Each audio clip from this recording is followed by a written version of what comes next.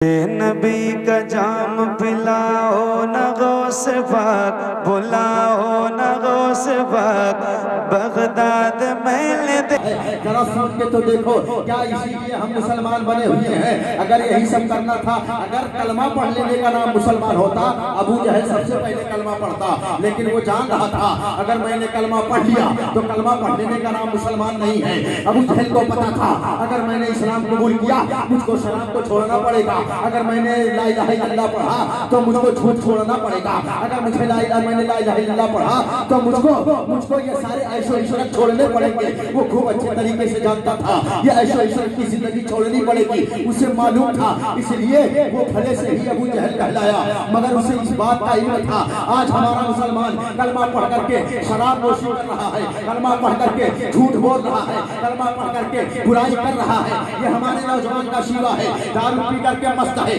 سوچتا ہے بس مجھ سے بڑا کوئی نہیں ہے، ایسا ایسے ہوئے گاؤں میں چلتا ہے، لوگوں کو گالیاں دیتا پھر رہا ہے اور کیسے پھر رہا ہے، سوچ رہا ہے مجھ سے بڑا کوئی نہیں ہے۔ 10 روپے کی دارو پی کے 60 روپے کا پوا پی کے 80 روپے کا پوا پی کر کے اس کو غرور آ رہا ہے، لیکن وہ سوچ نہیں رہا ہے شراب پینے والے کی 3 حالت ہوتی ہے۔ حالت نمبر 1 پہلے جب پیتا ہے تو اس کی حالت لومڑی کی ہوتی ہے، حالت نمبر 2 پھر جب پیتا ہے تو اس کی حالت شیر کی ہوتی ہے، حالت نمبر 3 پھر جب اور زیادہ چڑھ جاتی ہے تو اس کی حالت سور کی ہوتی ہے۔ اب شراب پینے والے خوب بغور سن لیں کہ ہم شراب پیئے کہ نہ پیئے، ہم شراب کی طرف جائے کہ نہ جائے، خوب اچھے طریقے سے جان لو اے نوجوانوں، میں سے جو بات پڑھ رہا ہے میں آپ تک وہ بات پہنچانے کی کوشش کر رہا ہوں تاکہ ہمارے معاشرے میں سدھار آ سکے۔ آج ہم شراب پی کر کے مستی میں جھوم رہے ہیں، آپ سوچ رہے ہوں گے یہ 3 حالتیں کیسی پائی جاتی ہوں گی؟ 3 حالتیں ایسی پائی جاتی ہے جب آدمی شراب پیتا ہے تو تھوڑا سا لڑکھڑا کے چلتا ہے، تب اس کی حالت سیار کے طریقے سے ہوتی ہے، اور جب وہی تھوڑا سا نشہ کرتا ہے، تھوڑا سا چڑھتا ہے، تب اس کی حالت شیر سی ہو جاتی ہے۔ وہ سوچتا ہے مجھ سے زیادہ پاور والا کوئی نہیں ہے، مجھ سے زیادہ طاقت والا کوئی نہیں ہے، مجھ سے زیادہ پیسہ والا کوئی نہیں ہے، مجھ سے زیادہ علم والا کوئی نہیں ہے۔ شراب پینے کے بعد جو اس کی دوسری حالت ہوتی ہے وہ یہی ہے کہ وہ سوچتا ہے مجھ سے زیادہ پیسہ پاور والا کوئی نہیں ہے، اور تیسری حالت یہ ہوتی ہے وہی شراب جب زیادہ چڑھ جاتی ہے پھر اس نالی میں پڑا ہوا ہے اسی کو خبر نہیں ہے، وہ کہاں گندگی میں پڑا ہے اسی کو خبر نہیں ہوئی ہے، تب پھر یہ تیسری حالت اس کی سور کی ہوتی ہے، اس کو گندگی کی بھی خبر نہیں ہوتی ہے کہ وہ پڑا کہاں پر ہے، اس کو اس وقت گندگی کھلا دی جائے تو گندگی بھی کھا لے گا، اس کو کچھ بھی خبر نہیں ہوتا ہے۔ تو شراب پینے والوں کی یہ 3 حالتیں ہوتی ہیں، اپنے حالتوں کو سدھارو اور شراب نوشی سے دوری کرو، اپنے آپ کو اپنے بچوں کو ان سارے برے خرافاتوں سے دور رکھو۔ اے مسلمانوں، ہم نبی کے چاہنے والے ہیں اور اسلام میں شراب کو حرام قرار دیا گیا ہے۔ میں عرض یہ کر رہا تھا ہمارے کچھ بوڑھے ایسے ہیں جو بات پر جھوٹ بول دیا کرتے ہیں، ہمیں جھوٹ سے بچنا ہے، چگلی سے بچنا ہے۔ اللہ کے نبی ارشاد فرماتے ہیں لا يدخل الجنت قطات، چگل خور جنت میں نہیں جائے گا۔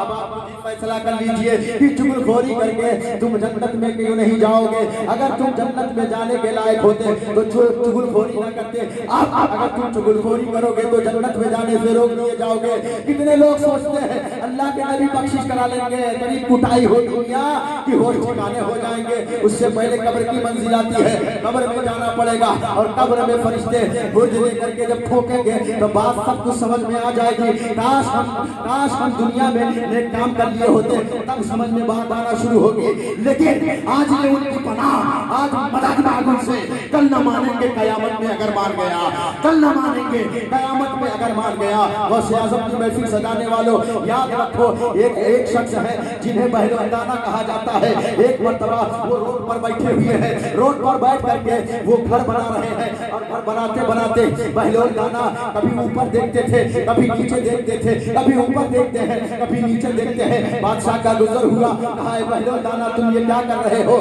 تو پہلوانا کہتے ہیں میں بندوں کا اور خدا سے ملاپ کرا رہا ہوں۔ کہا مطلب یہ ہے آج اللہ تو مان رہا ہے بندے نہیں مان رہے ہیں، رب مان رہا ہے بندے نہیں مان رہے ہیں، آج اللہ تو مان رہا ہے मगर बंदे इनकार कर रहे हैं। फिर कुछ दिन बीता, फिर क्या देखते हैं, वही बहलौलाना है, जा करके किस जगह पर बैठे हैं, कब्र पर बैठे हैं और कब्र पर बैठ करके फिर वही कर रहे हैं। कभी ऊपर देखते हैं, कभी नीचे देखते हैं। अब ये देख करके हारून रशीद बादशाह ने कहा, ये पगलवा कब्रिस्तान में बैठ के क्या कर रहा है, ये पगलवा कब्रिस्तान में क्या कर रहा है। वहीं पर बैठ करके बहलौलाना कह रहे थे, कभी नीचे कभी ऊपर। फिर हारून रशीद पूछते हैं, अरे बहलोल तुम ये क्या कर रहे हो। बहलौलाना कह रहे हैं, बस काम वही है, बस जगह बदल गई है। बिल्कुल काम वही है, बस जगह बदल गई है। आज ही मैं अल्लाह और बंदों की सुलह करवा रहा हूँ। कहा क्या हुआ, कहा हुआ क्या, आज बंदे मान रहे हैं मगर अल्लाह नहीं मान रहा है।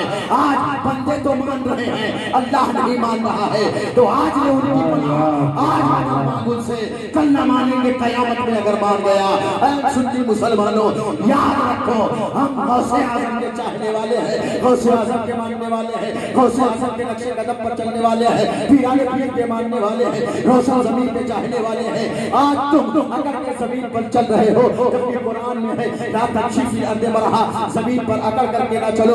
ये जमीन तुम्हें एक दिन दबाएगी ना तो तुम्हारी होश ठिकाने हो जाएगी, तुम्हारा अंचर पंचर एजा भेजा सब बाहर हो जाएगा। तो उस वक्त कोई काम आने वाला नहीं है। इसलिए ऐ मेरे नौजवानों, ऐ मुसलमानों, आज हमारे नौजवान, हमने देखा कुछ दिन पहले एक बहुत बड़ा ट्रेंड चला था, हमारा यही नौजवान कह रहा था अब झुकेगा नहीं साला। ऐ प्यारे नौजवान, हमारा कालियों से पता नहीं क्या क्या बकवास कर रहा था। वो भी एक वक्त था, वो भी एक दौर आया था, किसी फिल्मी स्टार ने इसको निकाला था और हमारा नौजवान उसको अपना रहा था। लेकिन नौजवान, एक वक्त तेरी जिंदगी में ऐसा आता है, अल्लाह ने ये रीढ़ की हड्डी बनाई है, ये झुकना शुरू हो जाती है तो फिर रुकने का नाम नहीं लेती है, जब झुक जाती है तब नौजवान के समझ में आता है, काश उस वक्त हम अल्लाह की बारगाह में झुक गए होते, काश हमने नमाज पढ़ लिया होता उस वक्त, काश हम झुक गए होते तो आज हमें ये नौबत न देखनी पड़ती, कब्र में हमें ये अंधेरा न देखना पड़ता, हश्र में हमें रुसवाई का सामना न करना पड़ता। कुछ लोग सोचते हैं अल्लाह के नबी हमें बख्शवा लेंगे, वो हदीसें सुना करके वो और मौलवी होते होंगे जो आपको खुश करके चले जाते हैं कि माँ आपको कुछ करने की जरूरत नहीं है, बस अल्लाह के नबी बख्शवा लेंगे। लेकिन ऐ मुसलमान, कब्र में अगर फेल हो गए तो हश्र में कैसे लिए जाओगे। जब कोई बच्चा हाई स्कूल में फेल हो जाता है तो इंटरमीडिएट में नहीं लिया जाता है। जब तुम 10वीं में फेल हो जाओगे 12वीं में कैसे जाओगे। जब तुम कब्र ही में फेल हो जाओगे फिर हश्र में तुम्हारा क्या बन पड़ेगा, फिर तुम्हारा हश्र में कब क्या बन पड़ेगा। अगर तुम कब्र की मंजिल पार कर ले गए तब तो तुम्हारे लिए मुबारकबाद है, कब्र की मंजिल पार कर जाओ। यहाँ तुमको अकेला रहना है। जब हश्र का मैदान होगा घबराने की जरूरत नहीं है, हश्र के मैदान में तुमको घबराने की जरूरत नहीं है। वहाँ एक तरफ ख्वाजा अजमेरी कह रहे होंगे ये मेरा दीवाना आ रहा है, एक तरफ बगल वाले बाबा फरीद कहेंगे ये मेरा दीवाना आ रहा है। वहाँ हमें बचाने के लिए मैदान महशर में गौसो ख्वाजा होंगे, कुतुब अब्दाल होंगे और मुस्तफा जाने रहमत होंगे। लेकिन उससे पहले कब्र है, कब्र की मंजिल पार कर जाओ ऐ दीवानों। फिर जा करके जब हम सारे चीजों की तरफ से अपने दिल से दुनिया की मोहब्बत खत्म करके अल्लाह की बारगाह में झुकेंगे तब हमें सजदों का लुत्फ आएगा और यकीनन अल्लाह तबारक व तआला हमें बख्शिश का परवाना। नारे तकबीर।